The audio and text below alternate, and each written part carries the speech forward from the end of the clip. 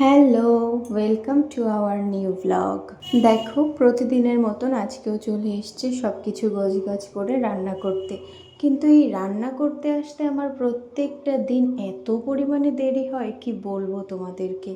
প্রায় 1:30 2, কখনো কখনো 2:30টাও বেজে যায়।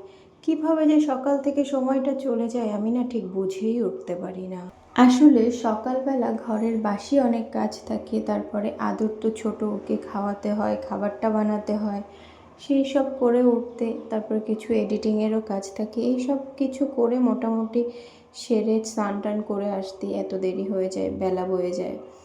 তো দেখো, আজকে একদম এত দেরি হয়ে গেছে, তাই খুবই সিম্পল একটা বাঙালি খাবার রান্না করছি আমি। শুধুমাত্র বিট আর আলু কুচিয়ে ভাজা করতে দিয়েছি, আর একদিকে দেখলে টমেটো কেটে রেখেছিলাম, আর ডাল।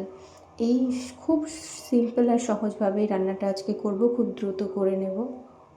এইভাবে বিট আর আলু কোচানো দেখে তোমরা হয়তো বলতে পারো যে এত বড় বড় করে কেন কাটি।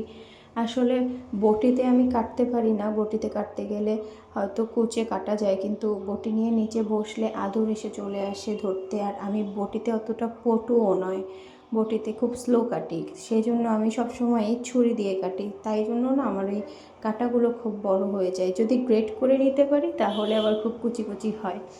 তো সেভাবেই আর কি বসিয়ে দিলাম আলু আর বিট ভাজাটা। আরেক দিকে দেখো, তাড়াতাড়ি করার জন্য আরেকটা কড়াইতে ডাল বসিয়ে দিচ্ছি জিরে ফোড়ন দিয়ে। শুকনো লঙ্কা ফোড়ন হয়তো তোমরা অনেকেই দাও, আমিও দিই, কিন্তু খুব বেশি দিতে পারি না। আদর আবার শুকনো লঙ্কার ঝাঁঝ থাকলে খেতে চায় না। আরেকটা ওভেনে দেখো ডাল বসিয়ে দিচ্ছি, জিরে ফোড়ন আর পেঁয়াজ ফোড়ন দিয়ে ডালটা বসিয়ে দিচ্ছি। ডাল আমার সবসময় সেদ্ধ করা থাকে বেশিরভাগই। আমি যেহেতু রাইস কুকারে ভাত করি, তো রাইস কুকারের উপরে একটা স্লট থাকে যেখানে বিভিন্ন কিছু সেদ্ধ করার আইটেম থাকে। তো ওইভাবে আমি স্টিমে ডালটা আগে সেদ্ধ করে রাখি, তাহলে আমার রান্না করাটা সবসময় খুব সহজ হয়। ডালটা সেদ্ধ হতে অনেকটা বেশি সময় লাগে না, ডালটা খুব দ্রুতই হয়ে যায়। আসলে কি বলতো, আমরা যারা মেয়েরা ঘরের সমস্ত কাজ সামলিয়ে, সংসার সামলিয়ে কন্টেন্ট ক্রিয়েট করতে যাই, আমাদের সবসময় একটাই লক্ষ্য থাকে, যত দ্রুত সুন্দরভাবে খুব টেকনিক্যালি সব কাজগুলোকে তাড়াতাড়ি করে করে ফেলা, তারপরে কন্টেন্টের দিকে ধ্যান দেওয়া। তো সেই পরিপ্রেক্ষিতেই কিন্তু আমিও এই কাজটা করে থাকি, যে দ্রুত যেন সব কিছু হয় সেইভাবেই রান্নাবান্না করি। আর আজকে তো একদম সাধারণ একটা বাঙালি রান্না। এটা খেতে গেলে যেমন বেশি খেলেও খুব বেশি কষ্ট হয় না, আবার রান্না করতেও খুব কম সময়ে হয়ে যায়। আর সবথেকে বড় কথা, এই খাবারগুলো অতটা বেশি সুস্বাদু হয়তো হয় না, মুখরোচক হয় না আর কি খেতে, মশলাদার রিচ খাবারগুলোর মতন, মাছ মাংসের মতন, কিন্তু এই খাবারগুলো জানো তো ভীষণ হেলদি ফুড। এগুলো অ্যাকচুয়ালি রোজ খাওয়াটা উচিতও আমাদের স্বাস্থ্যের জন্য। তো তোমাদের সাথে গল্প করতে করতে দেখো ডালটাও তো বসিয়ে দিলাম, আর এদিকে বিট ভাজাটাও প্রায় হয়ে এসছে। বিট ভাজার পরে আজকে আমি এমন একটা নতুন জিনিস করব, জানি না তোমরা কেউ কখনো এরকম খেয়েছো কি না। এইটা রান্নার জন্য আসলে প্রথমে কিছুটা বেশি পরিমাণ পেঁয়াজ কুচিয়ে সেটা তেলে একটু ভালো করে ভেজে নিতে হবে।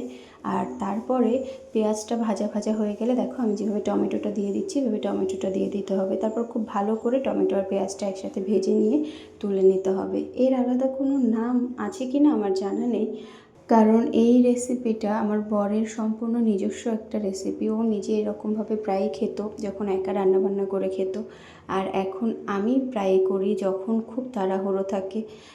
তো এইভাবে খেতে না টমেটোটা বেশ ভালোই লাগে, একদম টক টক একটা ঝাল ঝাল ব্যাপার হয়। যদিও আমরা ঝালটা খুব সেইভাবে দিতে পারি না, কারণ আদর খেতে পারবে না, কিন্তু যদি একটু লঙ্কা ভালো করে দেওয়া যায় তাহলে কিন্তু দারুণ লাগে। তোমরা চাইলে তোমাদের ব্যস্ততার দিনগুলোতে এইভাবে টমেটোটা রান্না করে নিতে পারো। এটাকে আমি আর আদর বলি টমেটো ভাজা। খুব সুন্দর করে একদম ঘ্যাট করে সেই সাথে ভাজা ভাজা একটা হবে, সেই সময় এটাকে নামিয়ে নিতে হবে। পরিমাণ মতো একটু নুনটা দেবে, খুব ভালো লাগবে।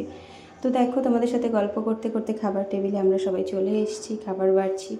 সবথেকে ইন্টারেস্টিং ব্যাপারটা হচ্ছে আদর যখন নিজের প্লেটে খাবারের সাথে ভাত দেখে তখন ও কেমন করতে থাকে, দেখো কান্নাকাটি করতে থাকে। কারণ ও না অ্যাকচুয়ালি সবজি শুধু, তারপরে ভাজা ডাল এগুলো শুধু খেতে ভালোবাসে, ইভেন ভাতটাও শুধু খেতে ভালোবাসে।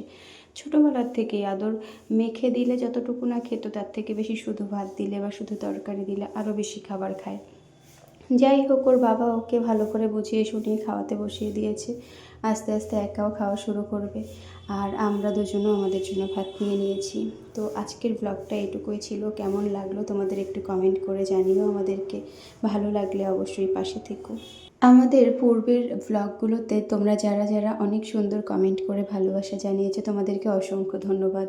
দেখো, খাই খাই অনুর রান্নাঘর দিদিভাই দারুণ লাগলো লোটে মাছের পাতুরি বলে খুব সুন্দর একটা কমেন্ট করেছে।